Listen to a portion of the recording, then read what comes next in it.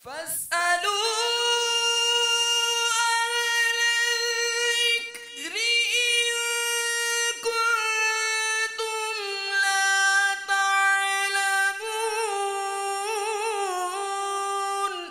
ऐ लोगो, इल्म वालों से पूछो अगर तुम्हें इल्म न हो।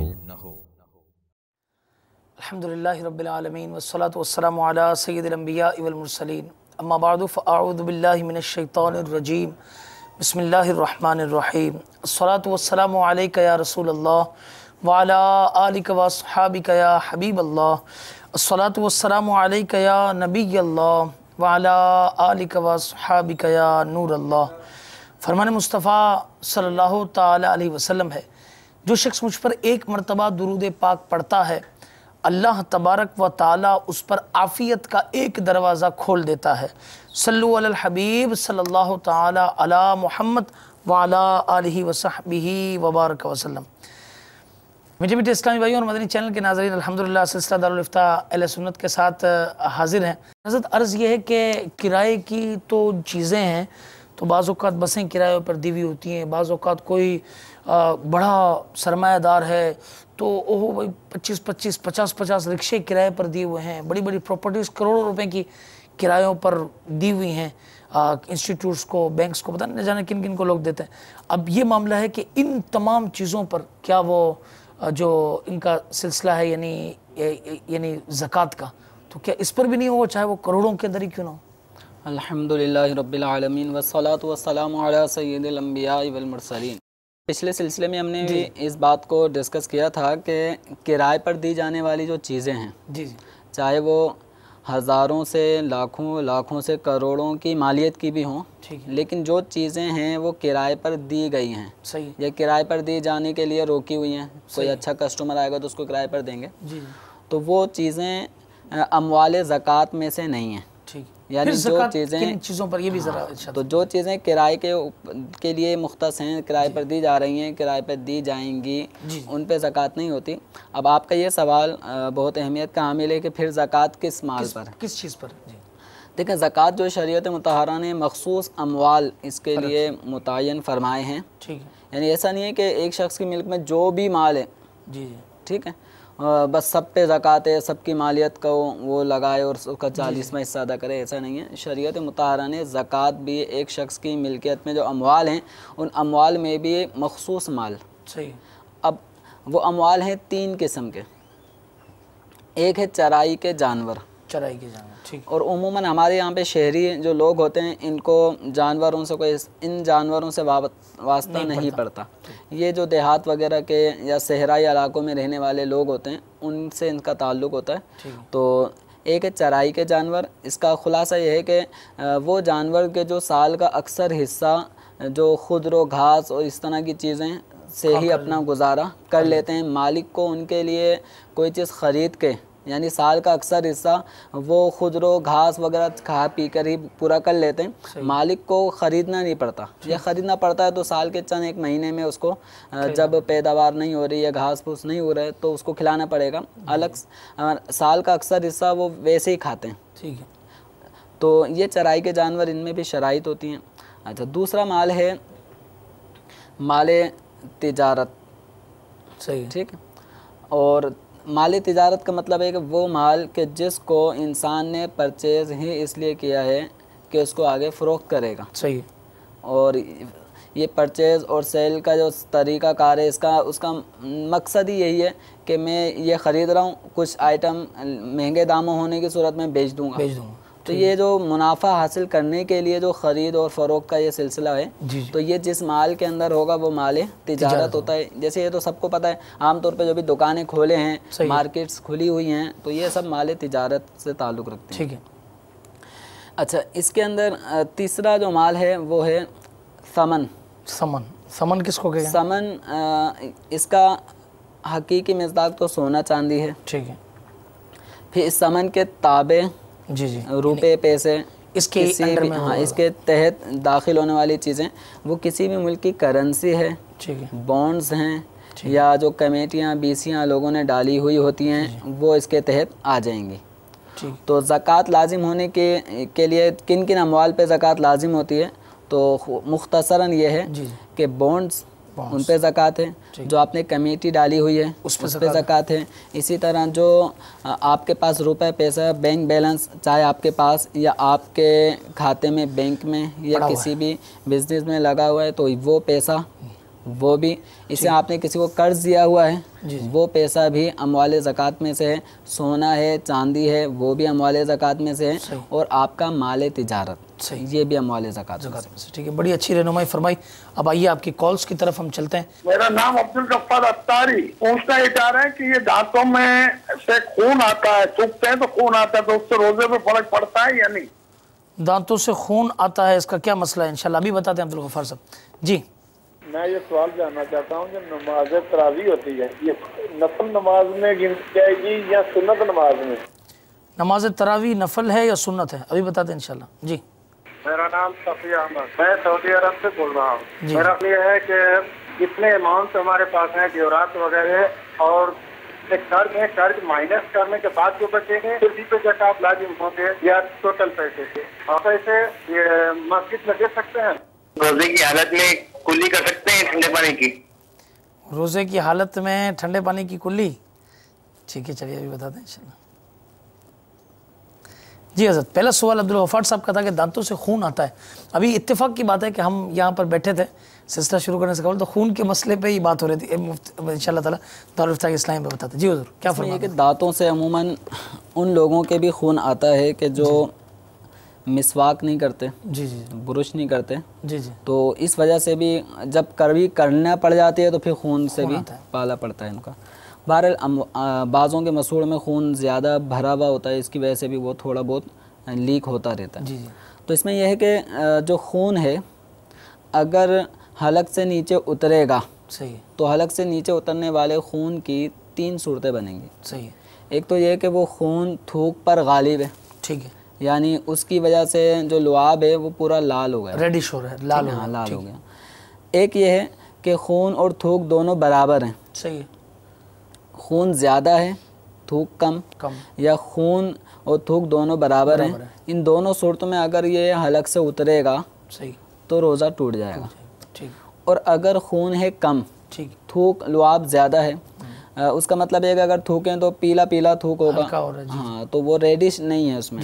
तो इस सूरत में अब अगर जब हलक से उतरा ऐसा थूक कि जिसमें खून शामिल है लेकिन खून की मिकदार कम है, लेकिन ये हलक से उतर रहा है और उतरते वक्त खून का जो एक टेस्ट, खटास, इस तरह का वो टेस्ट अगर महसूस हो रहा है कि खून अंदर उतर गया, तो रोज़ा टूटेगा। और ये खून के ज़रिए से रोज़ा टूटने का अमल ये उसी वक्त होगा जबकि इस रोज़ेदार को ये मालूम है कि मैं रोज़े से हूँ। अगर इसको रोज़े का पता ही नहीं है, यानी ये रोज़ा रखा है यही भूल गया, ये अपने आप को नॉर्मल समझ रहा है, और फिर इस तरह ये उतार लेता है, तो इसका रोज़ा नहीं टूटेगा। रोज़ादार होना याद हो, और फिर ये 3 सूरतें जो बयान की हैं वो होंगी, उसके मुताबिक रोज़ा टूट जाएगा। और किन सूरतों में नहीं टूटेगा वो 3 सूरतें यहाँ पे बयान कर। ठीक ठीक। नमाज तरावी नफिल है या सुन्नत? नमाज तरावी ये सुन्नत मुअक्कदा है। ठीक है। नफिल का लफ्ज़ ये आम है, इसके अंदर यानी फ़राइज़ और वाजिबात के अलावा जो और नमाज़ें हैं, लफ्ज़ नफिल उन सबको शामिल है, लेकिन नफिल के भी दर्जात हैं। सही। इसमें सुन्नत भी हैं और आम मुस्तहब्बात नफिल, तहज्जुद वगैरह ये भी शामिल होते हैं, लेकिन नमाज तरावी ये सुन्नत मुअक्कदा है। सही।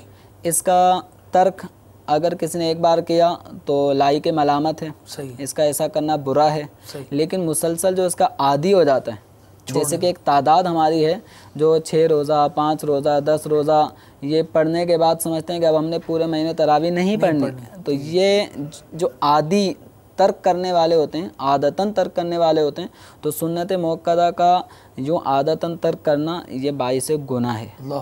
तो लिहाजा तरावी सुन्नत मुअक्कदा है, और ये मर्दों पर भी है, औरतों पर भी है। औरतें ये ना समझें कि हम तो घर के कामकाज करने में, बच्चों को पालने में मसरूफ़ रहते हैं। तो जिस तरह रब का रिस्क मर्द खाता है औरत भी खाती है, जिस तरह रब की इबादत मर्द के ऊपर लाजिम है, उसके जो अपने लवाजिमात शराइत हैं, उसूल हैं, उनके मुताबिक, तो ऐसी औरतों पर भी नमाज जो फ़र्ज़ हैं वो फ़र्ज़ हैं, जो वाजिब हैं वाजिब हैं, और जो सुन्नत मुअक्कदा हैं औरतों के लिए भी सुन्नत मुअक्कदा हैं। ठीक है, ठीक है।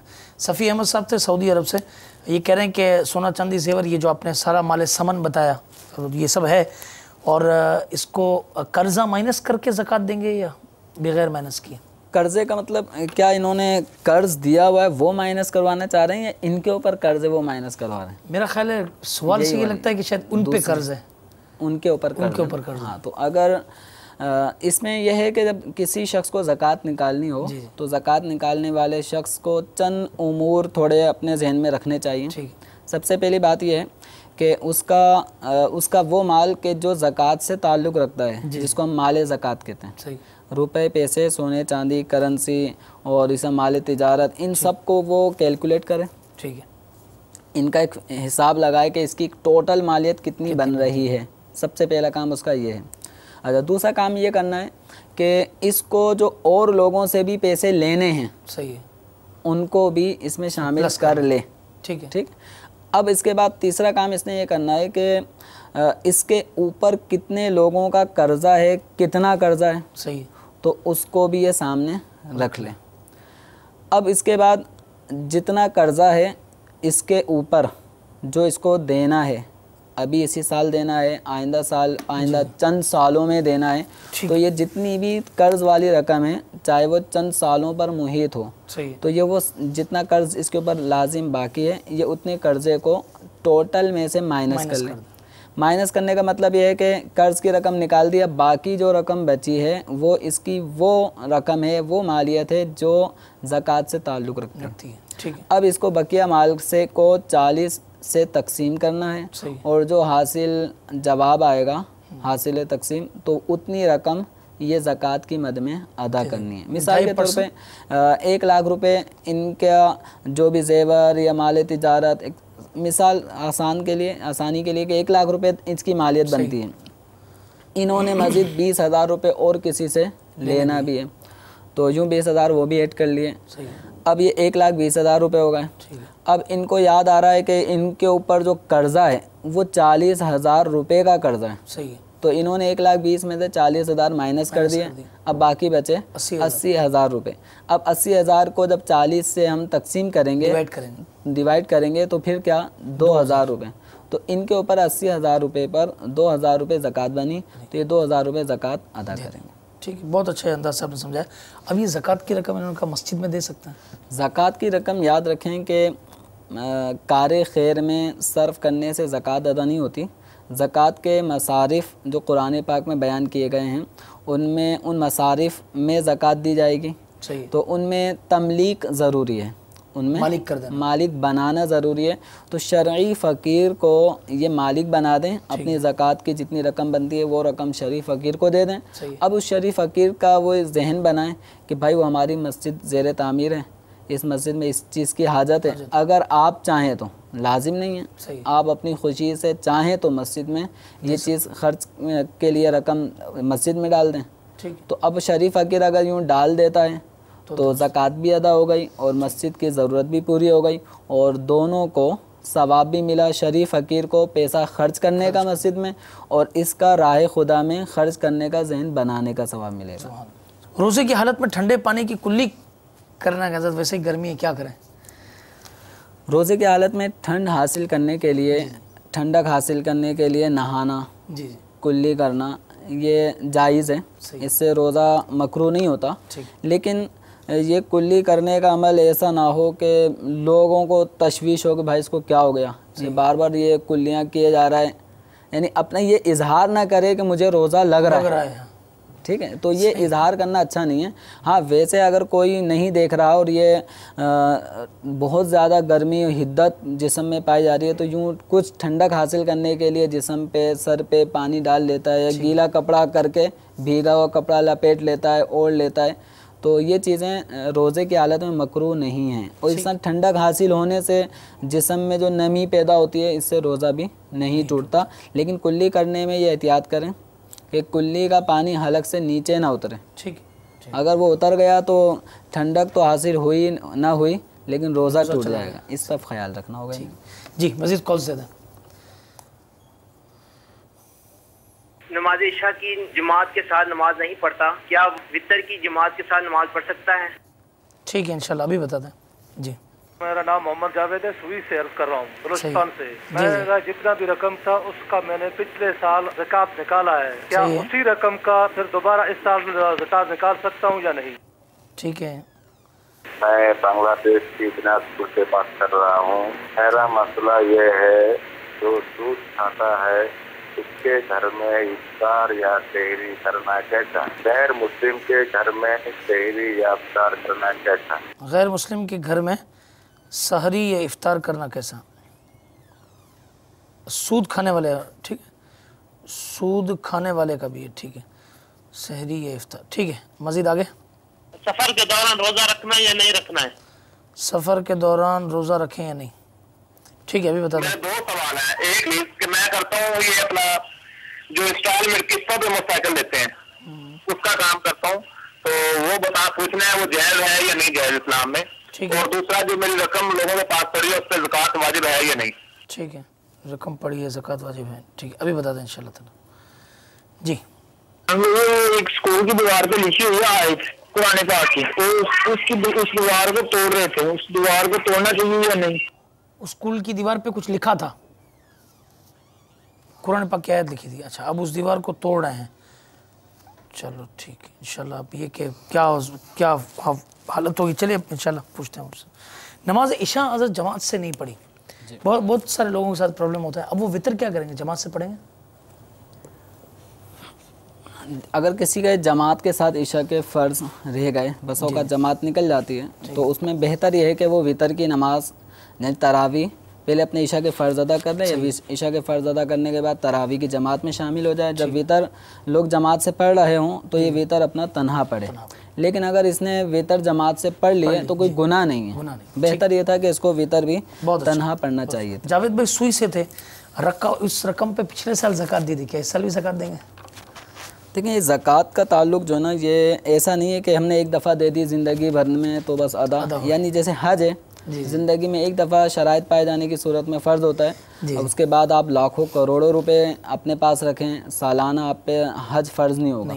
तो ज़कात का ताल्लुक ऐसा नहीं है, ठीक, ये ऐसा है जैसे माह रमज़ान हर साल आ रहा है, सही है, रोज़े और आकिल बालिग मर्द औरत मुकल्लफ पर रोज़े फ़र्ज़ होते हैं, ठीक, ये नहीं होगा कि पिछले साल तो रोज़े रखे थे इस साल नहीं रख रहा। इसी तरह जैसे कुर्बानी है, तो कुर्बानी हर आकिल बालिग साहिब निसाब शख्स पर सालाना वाजिब होगी, बिल्कुल, जब वो अय्याम आएंगे शराइत पाए जाएंगे कुर्बानी वाजिब होगी। अब ये नहीं होगा कि पिछले साल तो की थी, सही है। तो ज़कात का मामला भी ऐसा ही है कि ये जब शराइत पाए जाएंगे तो ज़कात लाजिम होगी, सही। इसमें ऐसा नहीं है कि पिछले साल दी थी तो इस साल लाजिम ना हो, ऐसा नहीं है। जब शराइत पाए जाएंगे तब आप पे ज़कात लाजिम होती रहेगी। एक माल की ज़कात 10 साल तक आप अपना माल महफूज रखते हैं, 10 लाख रुपए आपने रखे हुए हैं और 10 साल गुजर गए, तो हर साल ज़कात लाजिम होती रहेगी। ठीक है। बांग्लादेश से हमारा इस्लामी भाई का फ़ोन था कि गैर मुस्लिम के घर में सहरी इफ्तारी और सूद खाने वाले के घर में सहरी इफ्तारी, क्या हुक्म है इसका? देखिए, इसमें सूद खोर जो होते हैं, जिनका माल हराम आमदनियाँ जिनकी होती हैं, इनके घरों पर खाने से गुरेज करना चाहिए, ठीक है। और ख़ास तौर पर जो पेशवा हैं, दीनी मजहबी तबके से ताल्लुक़ रखने वाले शख्सियत हैं, उनको गुरेज करना चाहिए। लेकिन इतना ज़हन में रखें कि ज़रूरी नहीं है कि जो सूद खाता है उसके घर की हर चीज़ हराम की हो, ज़रूरी नहीं है, सही। बस औकात हलाल आमदनी के भी बेशतर ज़राए होते हैं, जी। अब हमें नहीं पता ये हलाल ज़रिए से आया हराम से आया, ठीक। तो अगर किसी ने बिलफ़र्ज़ इफ्तारी की दावत दी है और वो सूद का भी काम करता है, तो ऐसे में अगर इफ्तारी कर ली तो ये कन्फर्म नहीं है कि इस वक्त जो खजूर हमने खाई और रोज़ा खोला तो ये सूद वाली थी, तो इस हवाले से यह है कि अगर किसी ने खा लिया पी लिया तो उसको ये नहीं कहेंगे कि इसने सूद खाया हराम खाया, सही, ठीक। लेकिन मजहबी तबके से ताल्लुक़ रखने वाले लोगों को ऐसे लोगों के यहाँ दावतों में जाने से इज्तिनाब करना चाहिए। अगर आवाम में से कोई चले जाए और खा ले तो उसको हम ये नहीं कहेंगे वो गुनहगार हुआ। गैर मुस्लिम के यहाँ इफ्तारी और सहरी का सिलसिला, तो चूँकि खिलाना पिलाना ये एक ऐसा अमल है जिससे मोहब्बत पैदा होती है। फिर दूसरा, बाहर वालों को बहुत प्रॉब्लम होता होगा कि भाई इफ्तार का वक्त हुआ, कहीं बिजनेस डीलिंग में बैठे हैं, कहीं बाहर बैठे हैं, अब उसने फास्टिंग है, मुसलमान रोजे से है, अब उसने कुछ मंगवा लिया या घर पे वो कर दिया, अलग है। जैसे यहाँ पे जो हमसे सवाल हुआ गैर मुस्लिम ने खाना पीना पेश किया, जी तो इसमें ये कहते हैं खिलाने पिलाने से एक तो मोहब्बत बढ़ती है, तो इस हवाले से इससे इज्तिनाब करना चाहिए कि गैर मुस्लिम से दोस्ती मोहब्बत जायज़ नहीं। दूसरा ये कि खिलाने वाले का एक एहसान खाने वाले के ऊपर होता है। ठीक है, और जिसका खाना उसका गाना एक मुहावरा भी है, तो खिलाने वाले का एक एहसान होता है, तो मुसलमान के ऊपर काफिर का कोई एहसान नहीं होगा। ठीक, तो ये एहसान काफिर का गैर मुस्लिम का अपने ज़िम्मे लेना अच्छी बात नहीं है। तो मुसलमान को चाहिए कि अपनी खजूर से इफ्तार कर ले, उसके फलों से भरी हुई तशले को छोड़ दें, ठीक है, अपना 2 घूंट पीकर इफ्तार कर ले, सही है, उसके शरबत से भरे हुए टंकी को ना देखें। सही। तो मुसलमान को चाहिए कि क़नाअत का मुज़ाहरा करे और एक इस्लामी हमीयत का मुज़ाहरा करे। बहुत अच्छा, ज़बरदस्त। सफ़र के दौरान रोज़ा रख सकते हैं या नहीं? सफ़र के दौरान रोज़ा रख सकते हैं, ठीक है। ना रखने की भी सूरतें होती हैं। जी।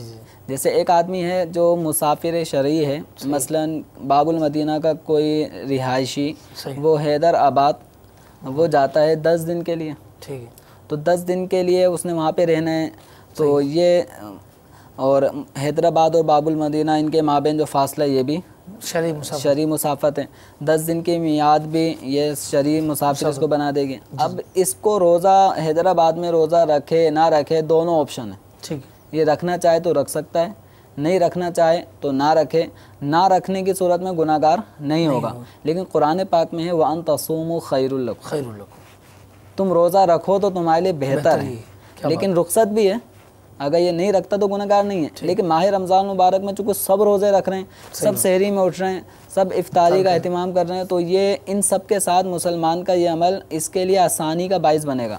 अब सब माह रमज़ान गुजरने के बाद सब रोज़े से फारिग हो चुके हैं, अब 10 रोज़े इसको रखने, सही, क्योंकि सफ़र में इसने नहीं रखे, ऑप्शन था इसने रखे ना रखे, इसने ना रखने वाला ऑप्शन इख्तियार किया। तो अब इस सूरत में अगर ये रोज़े अब रखेगा तो अभी अकेला होगा, सही है, अब इसके लिए नफ्स पे शाक होगा।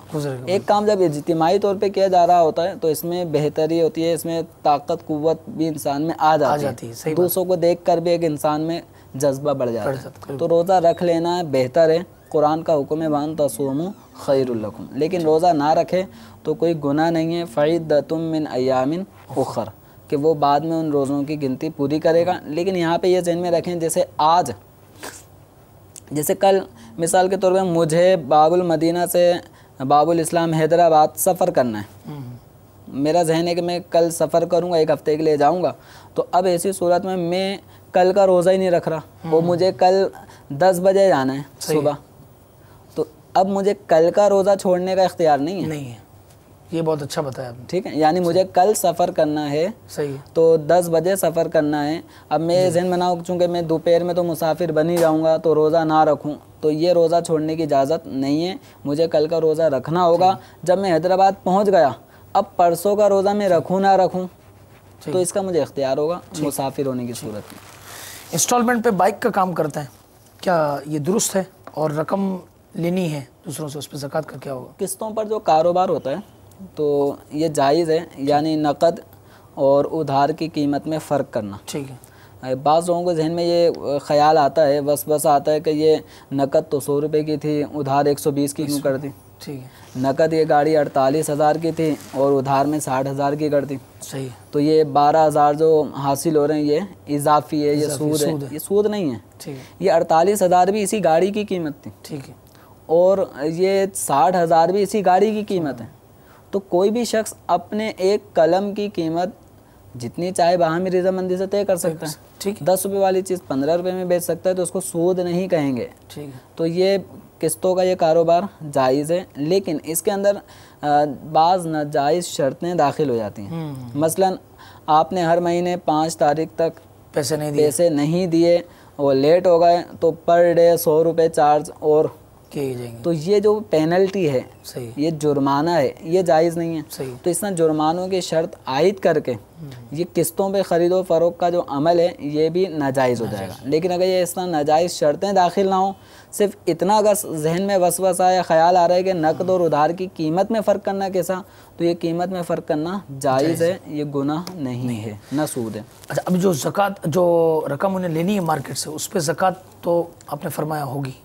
जो रकम इन्होंने लेनी है जी जी, तो वो इनके ऊपर यानी उस माल की ज़कात होगी। चूँकि बसा होगा साल साल तक किसने देनी लोगों से ले रहे होते हैं, तो और इनका लोगों के पास फंसा हुआ होता है, यूँ पैसा फंस जाता है, तो उन अमवाल की ज़कात इनके ऊपर सालाना लाजिम होगी।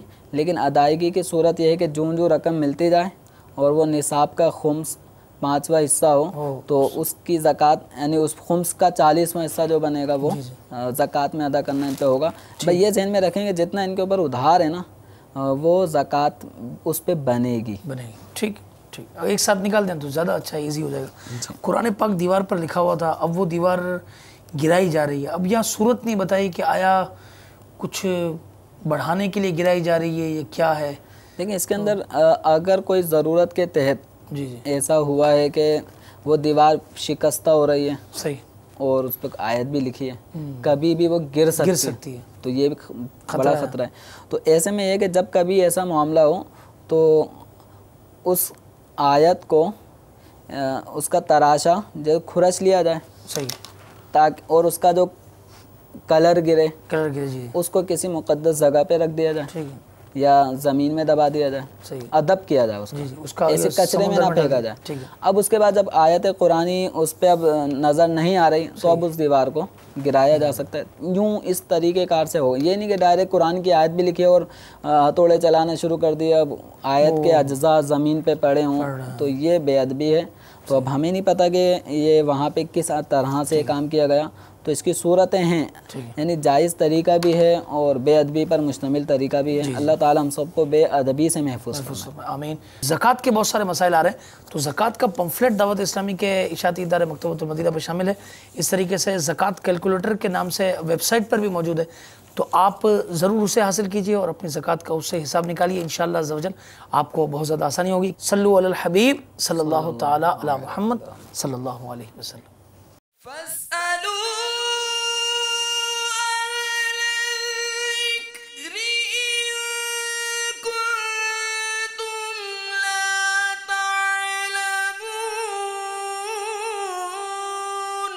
तो ऐ लोगो इल्म वालों से पूछो अगर तुम्हें इल्म न हो।